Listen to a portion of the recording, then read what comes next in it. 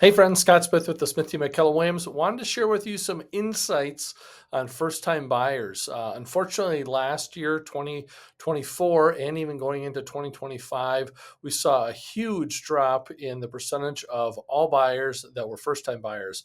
It was almost at an all-time low at 21%, and the median age for first-time buyers actually rose from in the late 20s into the mid 30s. And so, unfortunately, that's an affordability issue and also a lifestyle issue where many of those first time buyers say, you know what, we're just going to be more mobile. We don't want to be locked down.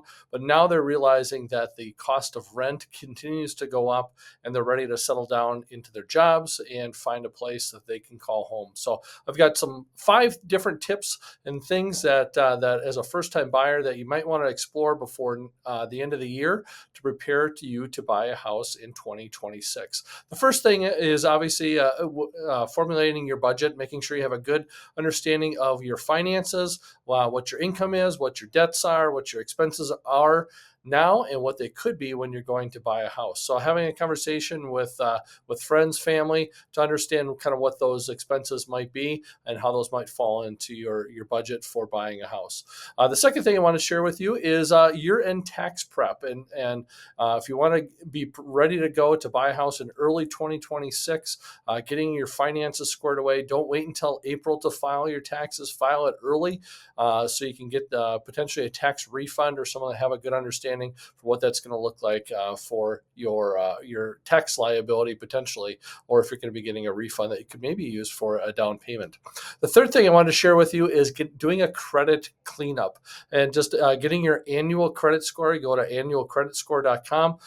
Take a close look. Is there anything that you need to take a cleanup with?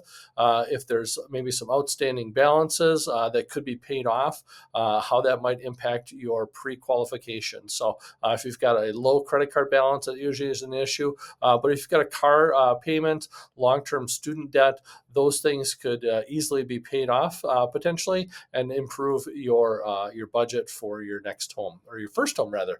The fourth thing I wanted to share with you relates to the first 3, and that is connecting with a really good lender that understands the ins and outs of first-time buyers. It's real easy to find a place online where you can click and do a quick pre-approval, but that is not giving you good, sound financial advice. You get the numbers that maybe you would want to have on a preliminary level, but you're really not understanding on what a real true pre-approval is, and even more so, what some of those down payment assistance programs are and lower interest rate loans for first-time buyers. A really good lender will give you a good insight on those and steer you in the right direction with your options. So make sure you connect with a good local lender that you can have a conversation with around being a first-time buyer and what some of those programs are to take full advantage of those.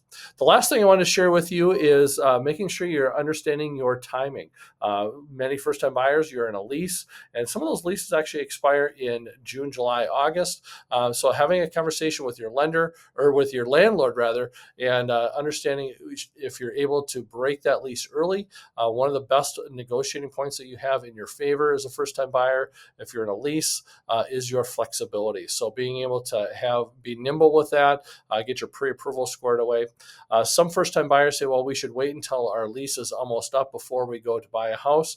And taking a look at buying in the second half of the year versus the first half of the year, you might actually be paying a lot more money for your first home. And what I mean by that is you're going to have 6 months of appreciation. You're going to catch the backside of the appreciation wave versus the front side of it. So maybe looking at getting into a home in February, March, you might be able to realize another 6-7 months of property appreciation on the backside of 2026. So here's some insights for you, 1 through 5. And if there's anything you need when it comes to any of those points, certainly reach out to us. We have worked with many first-time buyers over the years and love the opportunity to help them get into their first home. Reach out to us, 651-777-3434. Send us a direct message. If you like this video, certainly click that thumbs up button and like us, and I'll be happy to share more content with you every week. Take care. Have a great day.